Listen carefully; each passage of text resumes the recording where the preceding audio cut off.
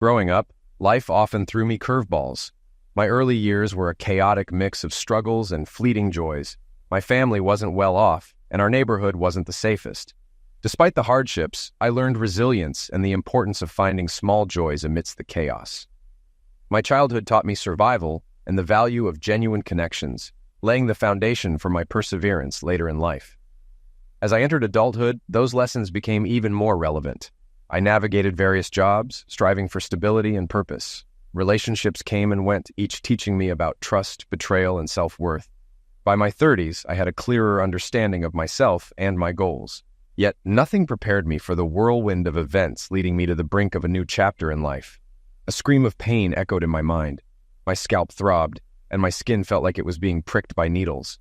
I tried to open one eye, but the brightness felt like a supernova, piercing my brain like a runaway freight train driven by a furious, possibly inebriated Ted Nugent. A horrible screeching sound built up, like cat nails on an endless chalkboard. "Sweet Jesus, Buddha, Shiva, anyone!" "Cthulhu," I muttered. I retched, but had nothing left to vomit. The screeching coalesced into something recognizable as a human voice. I forced my eyes open and tried to understand the blurry form above me. Shutting my eyes and reopening them, I saw a pair of feet in pink toenail polish and cotton candy slippers. Okay, a woman's feet, I thought. Probably not Leonard from Trailer 6, who sometimes liked to feel pretty when drunk. These feet were too small, lacked toe fungus, and were attached to well-formed legs without his moles or Rick Astley tattoo. The voice began making sense in Spanish, but my limited Spanish from Sesame Street didn't cover what was being said. I caught words like 32 donkeys and your grandmother, likely not an invitation to a Tupperware party. Realizing I was lying on my side in the trailer park's white gravel dust, I pushed myself to sit, dry heaving from nausea and a massive headache. The screeching stopped and the feet jumped back. I looked up to see things had worsened. Rosa Rafaela Rodriguez glared at me, clutching her pink robe and pointing accusingly. Her chihuahua stood ready to attack. Most avoided Rosa. Leonard called her the angriest woman on the planet. I avoided her since she reacted to my friendly greeting as if I tried to kidnap her. Along with court notices, lawyer bills, parole supervision fees, and utility final notices, I got an earful from her. Giving up, I turned and walked away, which only fueled her fury. Despite avoiding her, I enjoyed watching her outside in her transparent pink robe, brightening my otherwise bleak existence in our mostly abandoned trailer park. She drew herself up and launched into me again. Ignoring her, I struggled to my feet, pushing an umbrella off. She stopped, looked me over with disgust, and switched to English. "What the hell is wrong with you?" I looked down and saw I was standing in the rose bushes outside her trailer, which explained the pain. More troubling, I was unclothed and painted green, white, and red. A small crowd, including Leonard in overalls, Maisie looking like Danny DeVito in drag, and Delbert and Tawny in matching sweats with 5 o'clock shadows, watched with amusement. I grabbed an umbrella to cover myself, sending Rosa's chihuahua into a barking frenzy. "You scared my little Liam," Rosa snapped, picking up the dog. I shook my head, regretting it immediately. "Liam? Who names a chihuahua Liam?" "She likes Liam Hemsworth," Maisie chimed in, fanning herself. "I prefer Chris Hemsworth, but I wouldn't kick Liam out of bed for eating cookies, if you know what I mean," Maisie added. Rosa's shriek made me cringe, expecting the glass to shatter. The maintenance guy who could fix windows had disappeared a while ago. Rosa, pointing at me, demanded, "You think that's funny?" "No," I replied. "Chris and Liam would be horrified." Maisie huffed, folding her arms. "Not what I meant. You," she clarified. Rosa launched into another Spanish tirade, likely not a history lesson. Her robe fell open, revealing she wore nothing underneath. The chihuahua pawed at her, pulling the robe further open, showing off a well-groomed heart shape. "Never seen a naked woman before," Rosa snapped. "Not many built like you. I love the heart," I replied. She closed her robe, annoyed. "Clean your vomit out of my rose bushes, a-hole." I looked down at the mess. "I'll get to it this afternoon." "Yeah, right," Rosa replied, disbelieving. "You stole my heart," I said, nodding at her robe flapping open. She tried to close it, exposing a nipple before covering up again. "What?" she questioned. "Nothing. I'm staying until the show is over," I said. She growled and stormed off, her robe flying up to reveal her bare bum. The crowd dispersed, leaving Leonard, Maisie, and me. "That's quite a woman," Leonard muttered, scratching himself. "For God's sake, Leonard, she's half your age," Maisie said. "Yeah, she is," Leonard grinned. "Pervert," Maisie retorted. "Yep," Leonard agreed, still looking where Rosa had disappeared. Hey, Maisie, I called, still watching where Rosa had disappeared. Joseph, is it Sunday? It's Sunday, Maisie confirmed. Good. Then I'm not late for work, I said.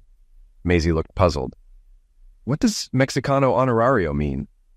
Honorary Mexican, I replied, seeing the letters written on my chest. I'm going to kill Miguel.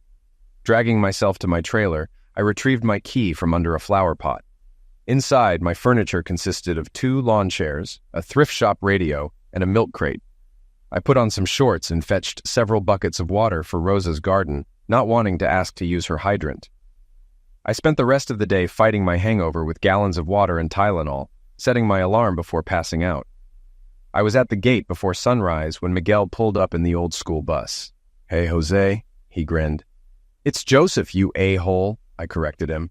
It's Jose now. We made you an honorary Mexican, remember? Miguel reminded me. Yeah, I saw the label. You didn't need to use a permanent marker. I think my blood was replaced with tequila, I said. And mezcal, Miguel nodded. You left me at the gate naked, I accused him. You had a sombrero, he said smugly. I glared as I sat behind him. I woke up in Rosa's garden. Is that a metaphor?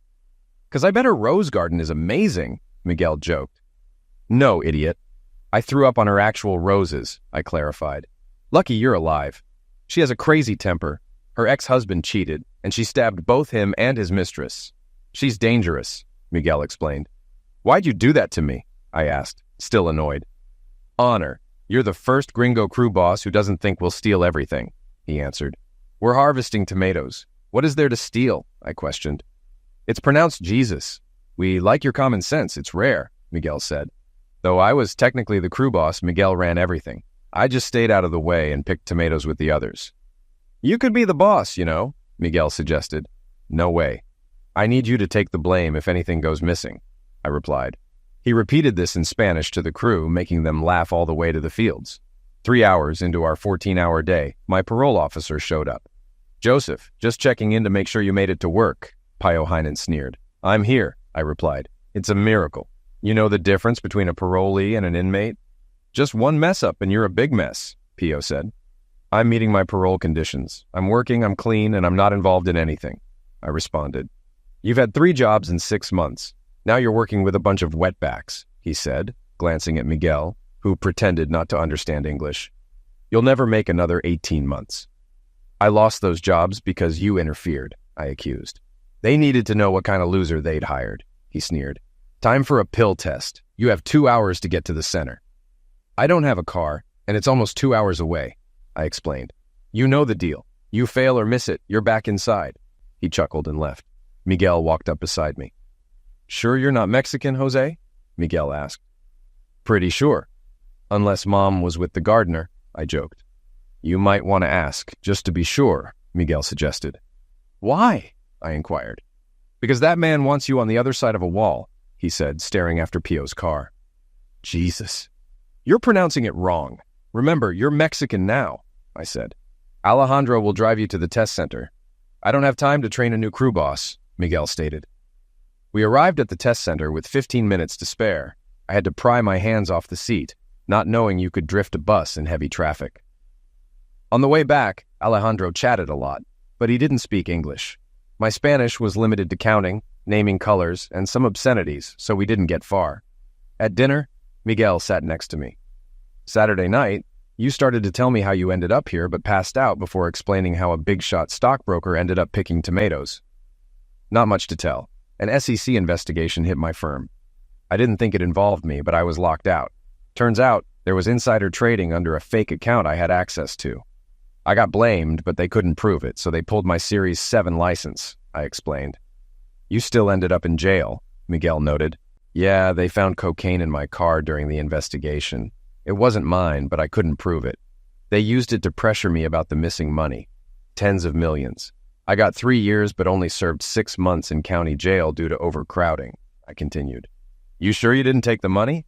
If you did, I have a cousin, Miguel suggested. If I had millions, I'd be in Mexico by now, I replied. So where'd the pills come from? He asked. I thought they were planted, but I picked up high-end clients from the airport a lot. One could have left it. Bad luck. Everything fell apart. My wife stuck around until I was sentenced, then divorced me, taking our savings, I said. What a witch, Miguel commented. I wasn't totally numb to it, but I had enough cheap tequila to take the edge off. She works at the same company, so she's lucky she didn't get fired. That job means a lot to her, I explained. True love conquers all, huh? Miguel said sarcastically. True love doesn't pay the bills, I replied. What were you making? Miguel inquired. With bonuses, almost $500,000 a year. Now I'm barely over minimum wage. She took everything, I said. Couldn't you find it? He asked. She's an accountant, and they're good at hiding money. It'd take money, time, and lawyers to dig it out, and I don't have any of those. Maybe someday I can look into it and sue for my share, I responded. Miguel shook his head sadly. I've seen your paycheck. It's going to be a while. Against my better judgment, I let Miguel talk me into going to another bar on Saturday night. You need to get out, Jose. Have some fun, Miguel urged. Like last week, where I wished I could die on Sunday? I retorted. Despite arguing, I climbed into the back seat. 8 guys could fit in the old brown Bonneville as long as no one worried about seatbelts. We're going somewhere more fun this time, Miguel promised. I thought that was your favorite bar, I said. They didn't appreciate us enough, he replied. Did we get thrown out? I asked. Maybe, Miguel admitted. Didn't your cousin own that place? I questioned. Distant cousin, he grinned. Besides, this club has dancing. When we arrived at the parking lot, I glanced at him. A salsa club? Isn't that Cuban? I asked. This place has hot chicks wearing very little. I'd come here if it was a waltz club, he replied. You do know how to dance, right? I inquired. Yes, I can do the polka and the waltz, I said. Seriously? Miguel asked, surprised. I can also tango, foxtrot, salsa, jive, and more. Beth and I used to hit dance clubs religiously, I elaborated. Thank God, I thought we were getting thrown out again, he said, relieved. I laughed. I'll buy your first beer. Domestic, Miguel requested. Yeah, I know. I've seen your paycheck, I responded. We had a blast. The club had 2 bachelorette parties and 3 divorce parties, making the ratio of women to men over 2 to 1. Most women were already tipsy when we arrived. I was dragged onto the floor by 2 divorcees, a maid of honor, 3 bridesmaids, and one mother of the bride who copped a feel so fast I hadn't finished my drink. I finally sat down, watching Miguel get dragged off by the mother of the bride. Holding my Modelo Especial, I scanned the packed floor, filled with more bare skin than a nudist colony. I spotted a woman with a full, toothsome behind in skin-tight jeans. She was talking to someone at a table, bent over to hear in the pandemonium. Every time she moved, my heart, among other things, moved with her. Damn, that was one fine bum. I was still entranced when Miguel stumbled to our table and sat next to me. Yokuda warned me, a-hole, Miguel said. Yeah, she was a handful. That cougar got my zipper down. She mentioned she was divorced like 6 times, he replied, pausing to follow my gaze. Damn, that's some fine... He stopped as the woman straightened and looked at us. Rosa's eyes narrowed as she approached. Miguel raised his hands. Hey man, I just got here, he said loudly enough for Rosa to hear. She ignored him and came right up to me. What do you think you're staring at, you pervert? Rosa demanded. I was about to apologize when a giggling woman in a toy bridal veil fell into the table, dragged by her maid of honor. The maid of honor, with a pink sash, grabbed my arm. She needs to dance with 5 more guys, the maid of honor insisted.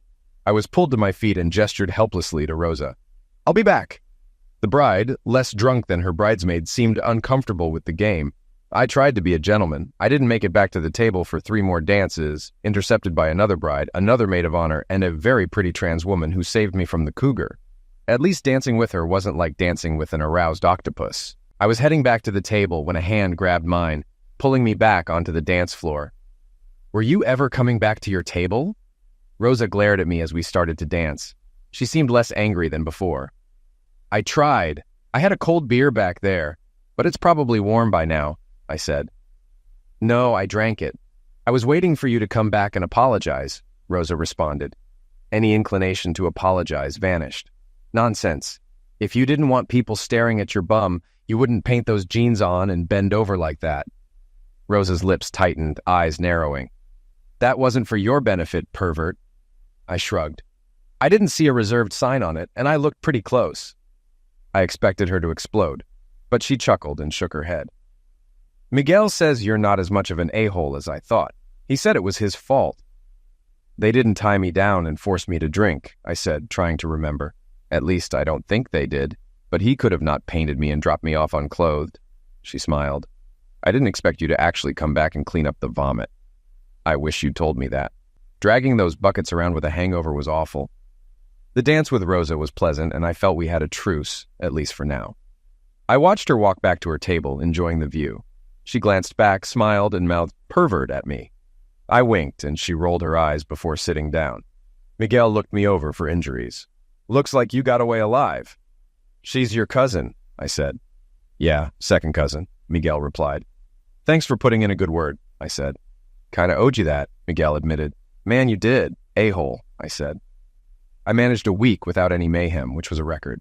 1 call to my PO, 6 days of work, and no hangover for 2 Sundays in a row. Life was good, so of course it couldn't last. We finished a field early and were heading back before sunset. "Hey, Jose, isn't that your parole officer with the blonde woman in that restaurant?" Miguel asked. "Yeah, that's..." I froze. "What?" Miguel pulled away from the stoplight.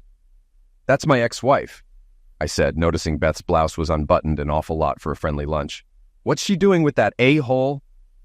Miguel glanced at me, then focused on the road. "Hold on." He stopped the bus, yelled in Spanish to the back, and a bearded guy moved to the front. Miguel opened the door as I started to get up. "No, you stay here," Miguel instructed. "I need to know what's going on," I protested. "Exactly, but you're still pronouncing it wrong. This is Jesus, and he knows your parole officer. We have a cousin who works there. Maybe we'll get lucky and find out," Miguel said. I wanted to say it was a coincidence, but what were the odds of my ex-wife accidentally meeting my low-life parole officer? I sighed, thinking maybe she was checking up on me. Miguel raised an eyebrow at me. "Maybe, but it feels messed up." We rolled out, and Miguel glanced at me in the mirror. "I'll come by tonight and let you know what Jesus finds out." I nodded, feeling sick. Jesus didn't find out much, but what he did learn was unsettling. One of the waitresses, a cousin, had noticed Beth all over Fish, who seemed very nervous. She was trying to get him to do something, using seduction. Jesus said if her blouse unbuttoned anymore, she'd need to start on her skirt. "Maybe she wants him to go easy on me," I said, though it sounded hollow. "You can't be that stupid, Jose. Going easy on you wouldn't make him uncomfortable. He's cool with child aggressors and eliminators. He's got a good reputation," Miguel countered. "How do you know?" I asked. "There aren't many POs around here. I got a cousin who..." Miguel started. I waved him off. "I have a bad feeling about this." Miguel stared at my peeling linoleum tabletop. "You gonna look into it?" "Yeah, I'll just pull a few grand out of my account for a private eye." I shook my head. "I can't afford that. Do private eyes even exist anymore?" Miguel grinned. "You don't need to. I got a cousin who works in housekeeping at her condo."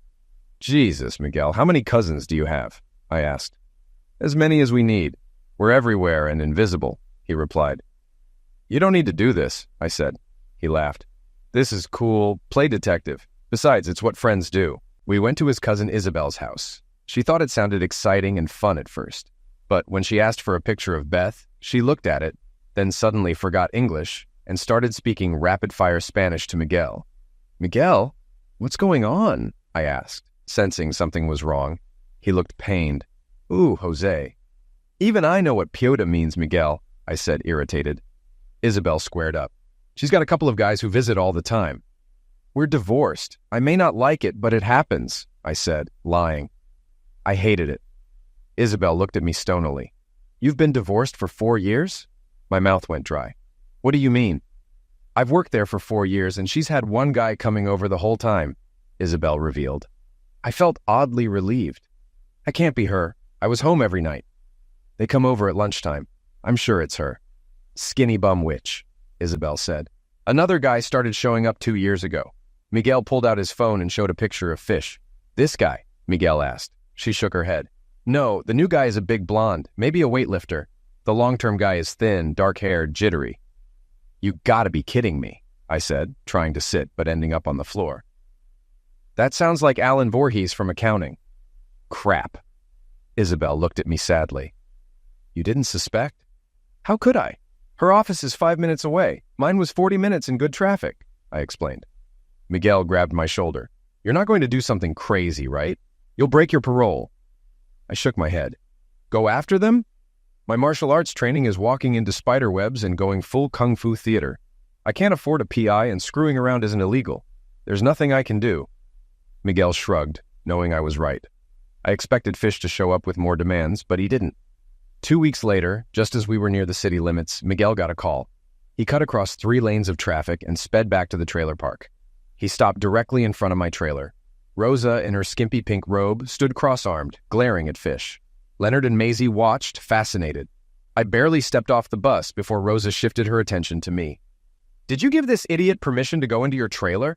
He came in right after the bus left," Rosa demanded. "It's a condition of parole," Fish said, glaring.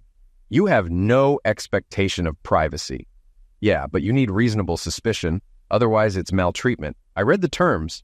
I can ask for another officer to be present," I countered. His lip twitched. "That's for female parolees who want a female officer." "It doesn't say that. It just says I can have one." I decided to drop my bomb. "What did Beth want?" His face paled. "I don't need this." He turned and walked to his car. I followed. "What's going on, Fish?" I asked. He opened the door and looked at me, visibly aged. "How would I know?" He slammed the door, started the car, then rolled down the window. "I'm transferring you to Anderson. I don't want any part of this." "Part of what, damn it?" I shouted. He flicked something out the window and stared at me. "Your ex-wife wants you back in prison. Watch your back. She'll do anything." He drove off. Leonard picked up a package from the dirt.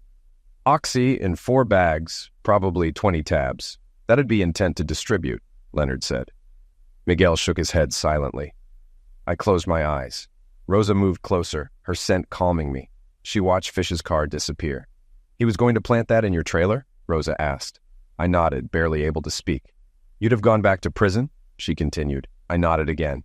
"It would be to a real prison this time, with real gangs." I shivered, and Rosa grabbed my arm. "Are you okay?" she asked softly. "Not really," I admitted. "Why does your ex want you in prison? You're not stalking her, right?" Rosa asked, concerned. "I don't even have a car. Miguel drives me everywhere. How could I stalk her?" I replied, trying to focus. Somehow, Rosa holding my arm helped me focus. "Something's going on, but I don't know what. We're divorced. She got everything, and I haven't been near her." I took a deep breath and told Rosa how I ended up divorced and on parole. She looked puzzled. "She tried to screw that guy into putting you in prison?" Rosa asked incredulously. "Seems like it," I confirmed. "She must really hate you," Rosa said, shaking her head. "I didn't do anything. She was the one cheating, and I didn't even know it," I said, feeling the weight of it all. Rosa's lips twisted attractively. "You didn't have to do anything. She might blame you for her actions. Women, you know." Her big brown eyes locked on mine. "He's right. You need to watch your back. She hates you that much and isn't stopping now." I felt exhausted. The idea that Beth hated me was sickening. I looked at Miguel. "Do you have any cousins in Bergman Towers? That's where Beth works," I asked. He grinned. "What can I say, man? We're everywhere. I'll also tell Isabel to get pictures of any visitors she gets at home," Miguel said. Maisie, wearing Leonard's overalls, peered at Fish's disappearing car. "Leonard and I will keep an eye on your trailer, but you should install a latch with a padlock," she suggested. I felt Rosa let go and turned to her. "You called Miguel?" I asked. She nodded. "You saved me," I said gratefully. She looked uncertain for a second, then smirked. "You spend all your time watching my bum. I figured I could watch yours for a change," she teased. Miguel rolled his eyes. "Yours is a lot more interesting than his," he quipped. Rosa looked up. "God, I hope so. If it isn't, I spend too much time at the gym." She winked and slapped her bum. I blinked and dragged my eyes back to hers. "Where do you work, anyway?" I asked.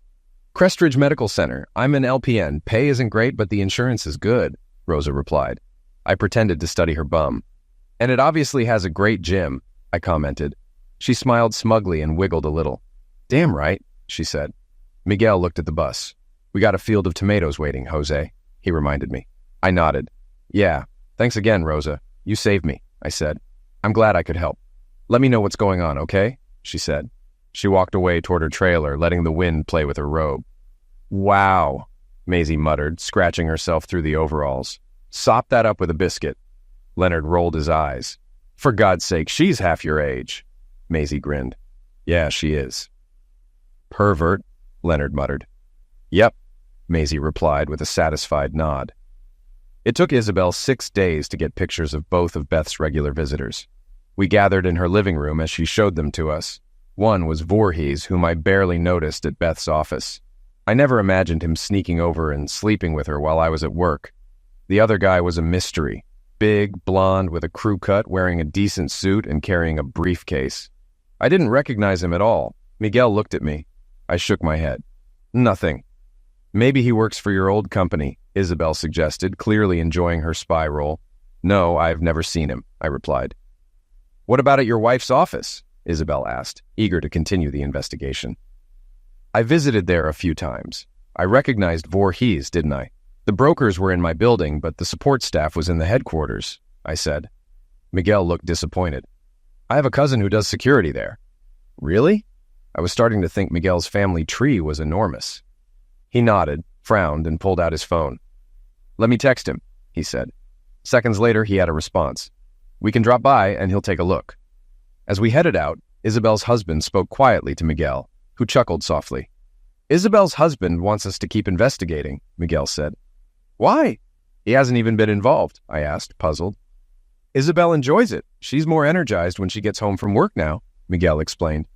Wait, so I began.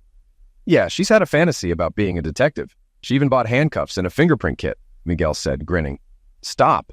I don't want to know, I interrupted. Miguel laughed. But it's really... Dear God, Miguel, just stop, or I'll tell you about Leonard and Maisie and the spatula, I warned.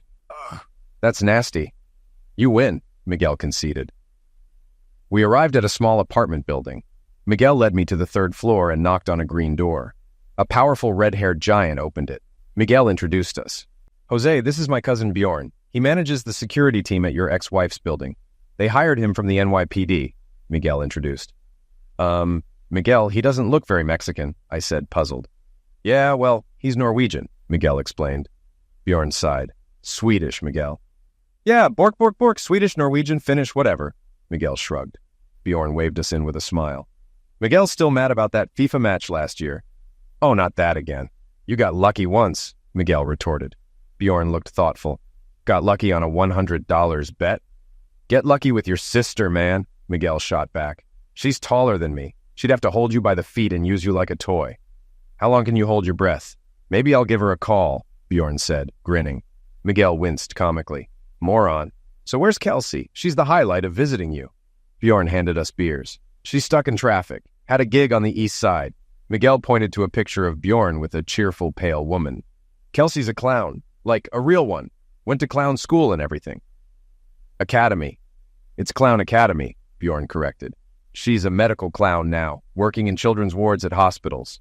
I met her in New York when she was a busker doing street magic. She got stuck there when her circus shut down. I arrested her. Seriously? I sipped my beer, intrigued. Yeah, she fought with a mime and I had to arrest them both, Bjorn said. Miguel snickered. Did you keep a straight face when you told the mime he had the right to remain silent? It took 3 tries. Then I searched Kelsey, found a dozen balloon animals, rubber chickens, a joy buzzer, 6 giant lollipops, 2 bulb horns, and about 50 yards of handkerchiefs tied together. The last one had a red lace strip tied to it. It took 15 minutes and drew a huge crowd. She made nearly $600 in tips. Hell of a way to meet. I savored another sip. Yeah, she found me on duty a few days later, gave me her number, and demanded a date. The door opened and a cheerful clown walked in. Not creepy, but bouncy and cute. Hey, Miguel, nacho cheese Doritos. She grinned at me. It's the only Spanish I know. Her silliness was infectious, and I laughed. She leaned over and studied me intently. Bjorn giving you some line of nonsense about me? She asked, raising her hands. He tells everyone I'm a clown. You are in clown makeup and carrying a rubber chicken, I pointed out. She held up the chicken. Dinner. And maybe I overdid the eyeshadow this morning. She deadpanned, then grinned. Anyway, it was only 43 handkerchiefs, not 50, and he loves the clown thing. She spun into a pirouette and slid into Bjorn's lap. Don't you, babe? He kissed her, and she spun out of his lap. Be right back. Gotta get the makeup off. Bjorn watched her leave, then turned serious. The text sounded urgent. What's up? Jose has a problem. Someone is trying to set him up, and he doesn't know why, Miguel explained. Bjorn eyed me. He looks more like a Joseph than a Jose to me. Miguel, I corrected. He tipped his bottle toward me. I have strict instructions to keep you out of the complex, so I hope that's not the help you're looking for. What's the problem? It took about 15 minutes to explain, and Kelsey joined us with a beer. Sounds like a mess. Does your ex hate you that much? she asked. I shrugged. No reason for it, as far as I know. What are you trying to do now? Bjorn inquired. We're trying to figure out who this is. Miguel showed Bjorn a picture of the blonde guy with Beth. Seen this guy? Bjorn nodded. Yeah, he's been around, not as much lately. Didn't know he knew Beth. Never saw him with Voorhees either. So who is he? I asked. Evan Batchelder. He tried to intimidate me when he first showed up. He's an SEC investigator, Bjorn revealed. Miguel and I were quiet on the way back to the trailer park. He stopped at the gate. So, not all your cousins are really cousins, I remarked. He shrugged. You have the family you're born with, and the family you choose. And Rosa? I asked. She's really my second cousin. Likes you, you know, Miguel said. Weren't you the one who said she might eliminate me? I reminded him. Miguel grinned. She might. Doesn't mean she doesn't like you. His grin faded. What are you going to do? I don't know. Beth seeing the SEC guy is an ethics violation. I'd rather leave it alone, I said. But she won't leave you alone. Don't do anything stupid. You need help. I'll help, okay? Miguel offered. I nodded, unsure. He drove off, and I walked through the dim trailer park. Hey, pervert, Rosa called out. I looked over at Rosa's trailer. She was sitting outside. Hey, Rosa, I greeted her. Bad day? She asked. Yeah, everything I thought I knew about my wife is nonsense, I replied. She held up a bottle. Need a drink? Tapatio from Jalisco? I approached. That's the good stuff. Don't waste it on me. Rosa smiled. I've been there with my ex. I can spare some. She patted the chair next to hers. You promised to let me know what's going on. I slumped into the chair and took the bottle. I don't have a cup. Tequila eliminates germs. You won't catch my cooties, she said. I took a sip, more worried about you catching my bad luck. So what happened? She leaned forward. I told her the whole story. What does that mean? She asked. It looks like Beth has been setting me up for years. She was with the SEC guy over a year before the investigation, and Voorhees 2 years before that. She tried to get Fish to put me back in prison, I explained. Rosa pulled her feet up into her chair. How long were you married? Just over 4 years, I replied. So she was with Voorhees practically from the beginning, Rosa noted. We sat quietly for a bit. Think she married you to set you up? She asked. That thought makes me feel even worse, I admitted. She took the bottle, sipped, and handed it back. Manipulating men is what some women do best. She looked at me. What are you going to do? Get revenge? I shook my head. I just want out of this. But that won't work. Rosa held up the empty bottle, then stood up. Maybe another bottle would help. Think it through. I think I have one inside. She walked to her door, and when she opened it, the light seemed to dissolve her robe as she looked back at me. You coming? She asked. I followed, entranced by the sway of her hips. She paused, and the chihuahua darted under a chair. The bottle's in my bedroom, she said, pointing to an open door. As I stepped closer, she turned and smiled wickedly, her robe open. I pulled her against me, and she grinned wider. I warned you. Manipulating men is what some women do best, Rosa said, hooking a leg around me. She started to speak, but I kissed her. She shrugged off her robe, and I carried her to the bedroom, the chihuahua howling from under the chair. Later, Rosa lay half across me, waking up. She smiled. Wow, you must have been saving that up. I'm a little tender. She glanced at the floor. I'm throwing that pillow away. Yeah, washing won't help, I agreed. She laughed. I'll just buy a new one. I ran my fingers through her hair. I haven't had an active social life. You didn't hook up with that old lady at the club, she said. No, I replied. She laughed. I know you didn't. I was keeping an eye on you, I said. Fair. I had an eye on you too, she teased. And I lied. That stuff at the club was for your benefit. Rosa grew serious. I need to tell you the truth. I knew you'd be at the club. That's why I went. I'm going to eliminate Miguel, I muttered. He didn't know. He asked for a good place, so I decided to show up, Rosa explained. Why? I asked. Because I needed to stop being a witch. I've been angry since my ex-husband. I thought you might understand. Besides, I got a good look at you before you picked up that sombrero, pervert, she said. She giggled. So you wiggled your bum at me. It worked, didn't it? You drooled over me every time I went outside. Is that why you wear that robe? I asked. Sometimes I'm an exhibitionist. You've found my weakness, she admitted, and I squeezed her bum. A knock interrupted. Rosa put on her robe and answered the door while I got dressed. Rosa looked at me, puzzled. This girl needs to talk to you. Kelsey stepped in. Hey, Jose, got a minute? Rosa gets to hear it, I said. Okay, Kelsey sighed. But this doesn't go to Bjorn. Okay, I nodded. When the circus went bankrupt, I was screwed. I started street performing in small cons like 3-Card Monte, Kelsey began. Bjorn said you did street magic, I noted. Toughest kind. Just you and the marks. No stage sets, no assistants. She grinned. I was good at it.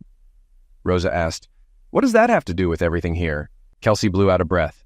I heard stuff about big cons and helped on a couple. Bjorn thinks he rescued me before I got in too deep, and he mostly did. I didn't do anything really bad, but being broke in the city sucks. I don't want to tarnish what he did. He doesn't deserve that. I looked at Rosa, who smiled gently and laughed softly. I understand. Kelsey grinned at Rosa and gave an exaggerated wink before looking at me. I think you're looking at this the wrong way. Why? I asked. Because you're wondering why they're targeting you. This is just another big con, and you're not the mark. She paused.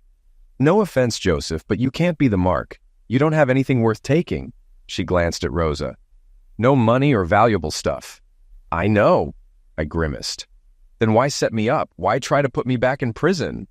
You're not the mark. You're part of the con. You're the distraction, Kelsey explained. I stared at her. I don't know what that means, but it doesn't sound good. It means you're the diversion. They want everyone looking at you, not them, she clarified. Rosa asked, how do we stop it? Kelsey grinned. Just convince the mark they're being conned. I had a sudden realization. Damn it, I'm an idiot. Why? Rosa asked, puzzled.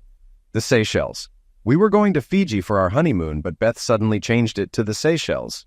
Why does that matter? Rosa questioned. Banking laws. She sent me deep-sea fishing one day while she stayed at the spa. I bet she set up an account in person so there'd be no trail to her, I explained. Isn't there anyone you can call? Rosa asked. The SEC has a reporting mechanism, but that'd probably just tip them off, I said.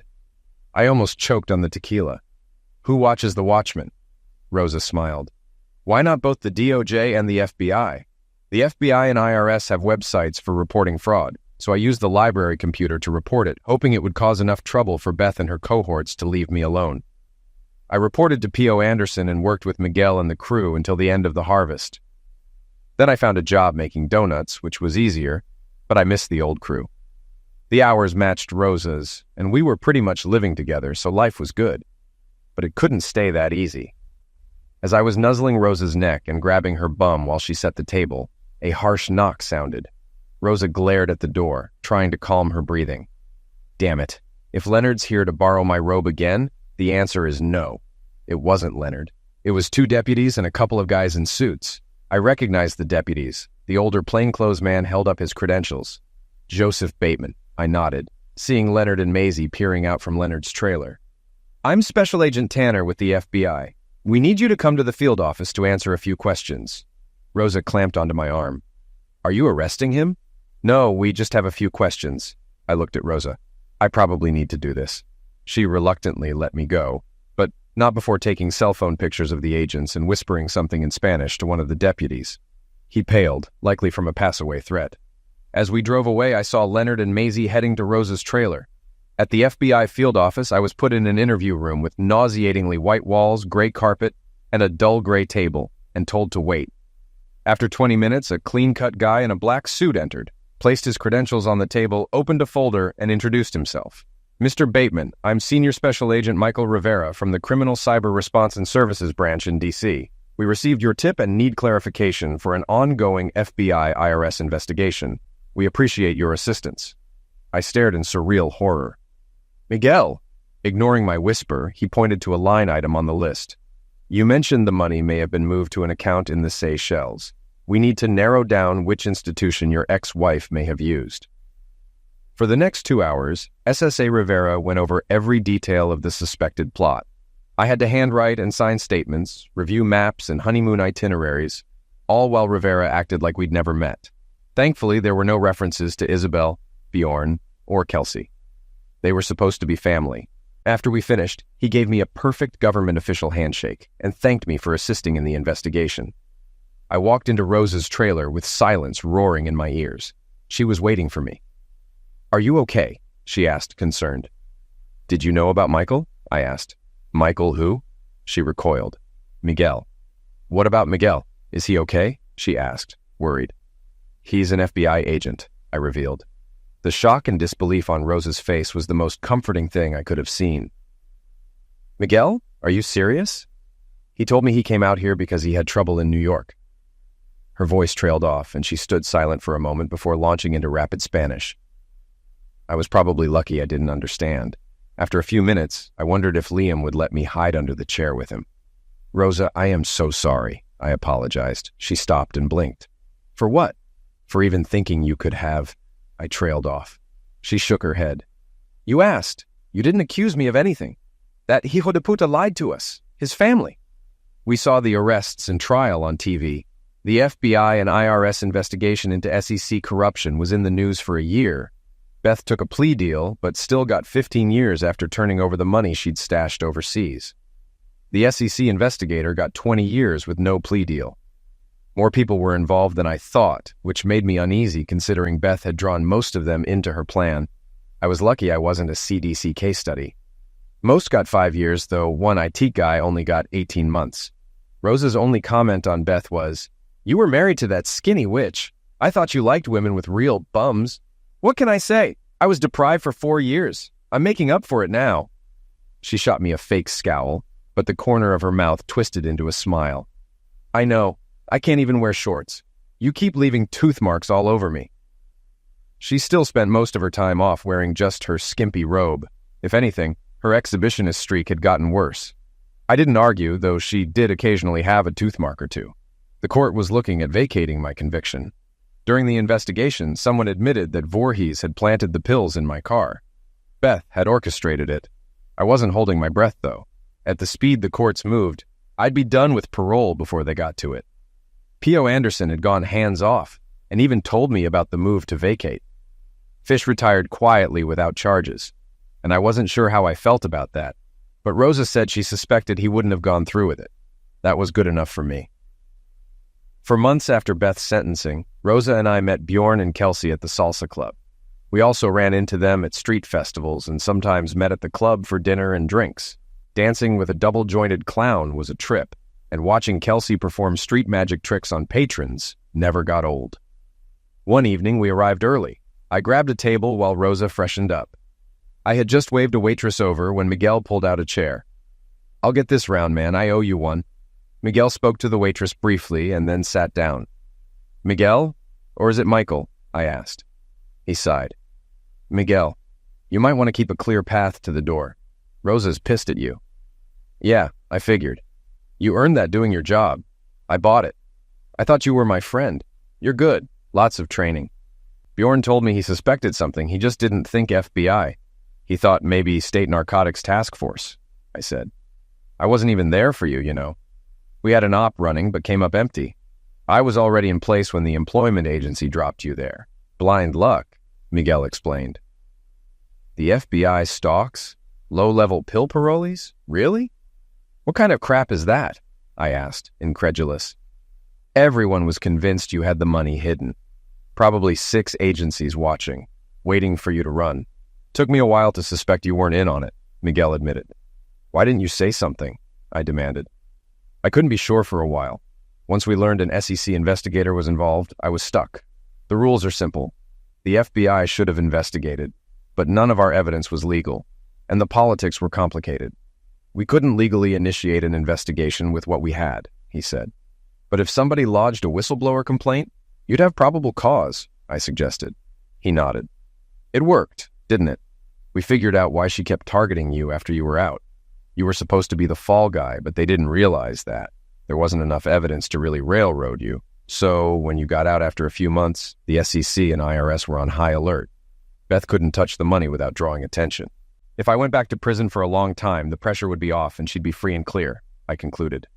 That's too cold, Miguel said, shaking his head. Yeah, I interviewed her. She's probably a full-blown sociopath. They're drawn to money and power and end up in politics, law, and finance. Cold as ice and damn good liars. Convincing as hell, I said. Kind of the pot calling the kettle black there, Miguel, I noted. He shrugged. Fair, still. You're lucky you're alive. She probably figured liquidating you would draw too much attention. She did ask about you, though. wondering why you hadn't tried to see her and talk. What the hell is there to talk about? She was never who I thought she was, I said bitterly. Miguel put his beer down. If she's like other sociopaths I've met, she wants to know she won in some way. See you break down or get upset. See your reaction when you realize you were played. He laughed. It really pissed her off when I told her you screwed up her plan, cost her all the money, and put her in prison. Pretty one-sided win there. I was just trying to stop everything, I said. I know, but it worked for me. Sociopaths are usually narcissists. She tried to show how she won by explaining stuff we didn't know, put 2 more a-holes behind bars, and recovered a bit more money, Miguel concluded. Rosa suddenly appeared by the table, glaring at Miguel. She hissed something, and he raised his hands in surrender. I know. My mom relayed your, opinion to me. I'll never hear the end of it, so thanks, Miguel said. Rosa glanced between us. I shrugged. He's explaining what happened. She pulled a chair next to mine, gripping my arm possessively and still glaring at Miguel. He took a sip of his beer. What else do you want to know? I asked. How many people were involved? Are you sure you want to know? Miguel asked, frowning. 10, but 2 were women. 11 if you count the IT geek who botched the frame job on you. He only got a few blowjobs in the server room. He rolled on everyone as soon as we pressured him. He got 18 months, Miguel explained. 18 months in prison for a few blowjobs. Damn, I shook my head. Rosa elbowed me with a grin. Mine aren't worth that. Of course they are, I replied. Oh God, too much information. Miguel held his hands up as Rosa laughed wickedly. Things got quiet, the joking reminding us of how close we'd been. I turned my beer bottle a few times. What do you want, Miguel? I asked. I wanted to set things right. Family, you know, he said. I had bitter replies in my head, but let them go. Are we Jose and Miguel? Yeah, cousins. Michael and Joseph, not so much, Miguel replied. I looked at Rosa. I think I can live with that. She studied him. You ever do that again, you'll regret it for the rest of your life. Her tone was certain, not venomous. He nodded. I know, and I deserve it. Thanks for giving me a chance to make things right. Rosa nodded, mollified by his apology. He finished his beer. I need to apologize to Isabel. I talked to Bjorn and Kelsey. That's how I knew you'd be here. Bjorn understands, but Kelsey will take a while. She doesn't trust easily, but when she does, it's wholehearted. I messed that up. I nodded. Despite Kelsey's street smarts, she had a precious naivete that Rosa loved. He stood up, pulled an envelope from his back pocket, and smiled. With a bit of irony, I asked if I could deliver this personally. What is it? I asked, wary. The adjudication on the IRS reward money for reporting tax evasion. It's not a fortune, but it should help. It's a percentage of the taxes owed on underreported income minus taxes and other deductions. But it'll help you get back on your feet, he said. He paused. If they vacate your conviction, will you go back to your job? I shook my head. No, there will always be suspicion. No one would sponsor me for a Series 7 again. The donut shop owner is thinking about selling. I'm managing it now and looking into bank loans. It's affordable, and the profits are good. Miguel snickered. A big shot donut shop owner. Jesus, you're saying it wrong. He works at the shop. I hired him and Alejandro, I corrected. Still hard to picture, Miguel said. Money is just money, Miguel. I have family now, I said. I saw a flash of pain before he walked away. I opened the envelope and sorted the papers. The total was over $500,000. I showed it to Rosa. She smiled. No problem buying the donut shop now, and we can get you a nicer engagement ring. She studied her quarter-carat ring. No, I'm keeping this one. You worked hard to save up for it. That means a lot more. I squeezed her thigh. What are we going to do with the money left over after buying the shop? She looked up. There are a lot of empty lots in the trailer park. Maybe we could get a double-wide trailer with a big deck to have everyone over, like Leonard and Maisie. Maybe even Miguel in a month or two. She looked at the door. I nodded. With a barbecue grill, patio furniture, and a good stereo system, that sounds about right. Rosa leaned against me. Maybe we could make one of the bedrooms a nursery, in the future. Her voice was measured, but I heard her uncertainty. Maybe not too far in the future, okay? Maybe get a 4-bedroom one. You never know, I said, trying to reassure her. Rosa sighed. Maybe I'll be the one leaving tooth marks on your bum tonight, she teased. Pervert, I said, and she giggled. You better believe it, Rosa replied.